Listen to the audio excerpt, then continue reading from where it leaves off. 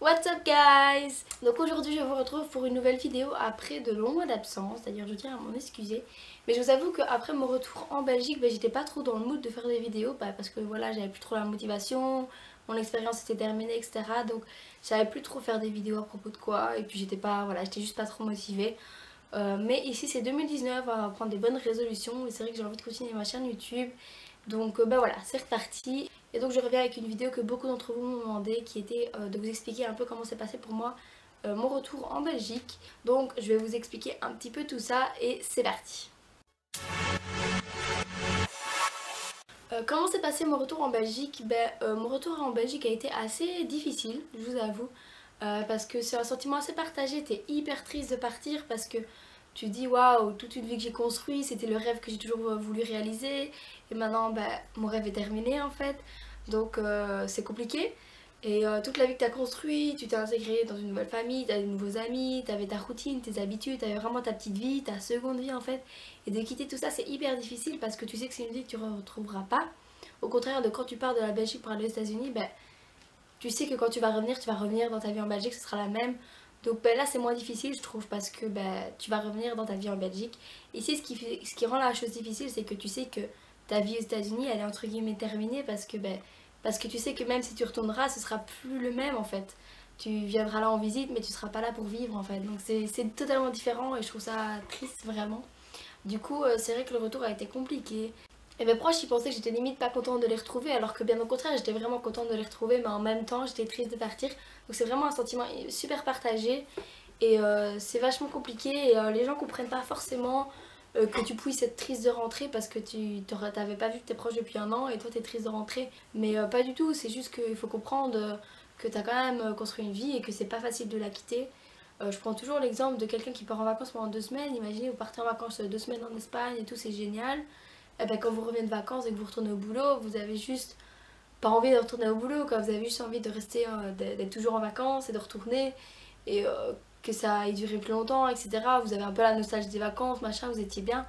Imaginez après 10 mois, quoi. Imaginez après un an, revenir, vous avez quitté ça, forcément la nostalgie elle est là et vous êtes un peu déprimé, quoi. Donc je trouve ça tout à fait normal. Et puis c'est vrai que je trouve qu'on parle beaucoup du homesick en partant, donc en allant aux États-Unis ou peu importe, on est homesick, on manque nos proches, machin, etc. Mais on parle jamais du homesick en revenant. Et c'est vrai que pour moi, personnellement, le homesick a été plus fort en revenant qu'en partant.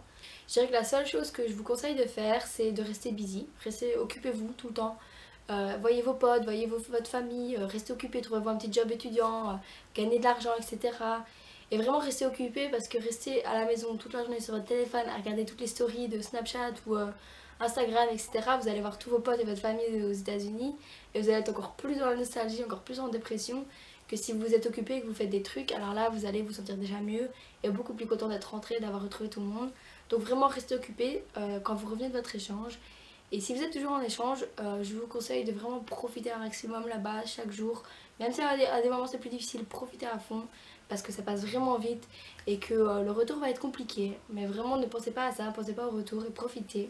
Et puis ce que je voulais vous parler aussi c'est de la langue parce que c'est hyper compliqué de re-switcher sur le français parce que pendant un an votre cerveau il a été anglais, anglais, anglais donc votre cerveau a été mis sur anglais en fait. Et donc de revenir sur le français c'est quand même compliqué. Moi je me souviens, j'arrivais à l'aéroport, j'ai vu ma famille, j'étais là et je savais pas quoi dire, j'avais envie de leur dire how are you, hi, machin, des trucs comme ça, mais pas du tout. Enfin, je devais dire ah salut, comment ça. Enfin, tu vois, c'est bizarre de revenir en fait sur le français. Et c'est vrai que je trouve qu'on parle jamais de ça, mais c'est hyper compliqué de re-switcher sur le français. Je me souviens, j'étais dans la voiture et donc je parlais de mon année, bien évidemment, on me posait des questions. Et j'ai répondais, mais un mot sur deux en anglais. Et mes sœurs et mes parents ils se foutaient de ma gueule, mais enfin, c'était hyper drôle, mais en même temps, je le faisais vraiment pas exprès. C'est ça qui est le plus fou, c'est que je le faisais pas exprès, quoi. C'est hyper compliqué. Et c'est vrai que votre cerveau ne reçoit pas sur le français en 2 jours, donc pendant plusieurs semaines, vous êtes là à toujours sortir de l'anglais de temps en temps, quoi. Et puis toujours maintenant, ça fait des mois que je suis rentrée et j'ai toujours envie de sortir des mots d'anglais de temps en temps. Vraiment, c'est un automatisme, mais je trouve que c'est là que tu te rends compte que tu t'es vraiment améliorée en anglais. Et c'est vraiment chouette, je trouve, de te dire waouh, c'est vrai que je parlais vraiment tout le temps anglais et ouais, en fait, je suis bilingue maintenant. Enfin, c'est waouh, c'est top de se dire ça en fait. Je veux juste vous dire que c'est compliqué de revenir sur le français, mais en même temps, c'est assez drôle. Et puis, pour vous faire un petit update, donc moi j'ai commencé mes études supérieures en commerce extérieur, donc c'est du commerce à l'international. Donc, j'ai des langues, j'ai tout ce qui est business. etc. Et c'est pour travailler justement à l'international dans l'import-export entre des entreprises machin. J'aime ce que je fais. Ici justement je suis en examen. C'est le parfait moment pour filmer une vidéo. Du coup je fais ces études là et c'est vrai qu'en troisième je pourrais peut-être partir en Erasmus. Je dois également faire des stages à l'étranger, donc là je vais aussi partir à l'étranger. Et je pensais justement vous filmer tout ça, mes expériences à chaque fois que je partirais, que je pars en voyage, etc. Et peut-être vous filmer ma petite vie estudiantine aussi. Donc voilà, dites-moi si ça vous plairait ce genre de vidéo, ou bien si vous avez d'autres vidéos, d'autres idées de vidéos, n'hésitez pas à les mettre en commentaire. Et puis voilà, j'espère que cette vidéo vous aura plu et je vous retrouve bientôt pour la prochaine vidéo.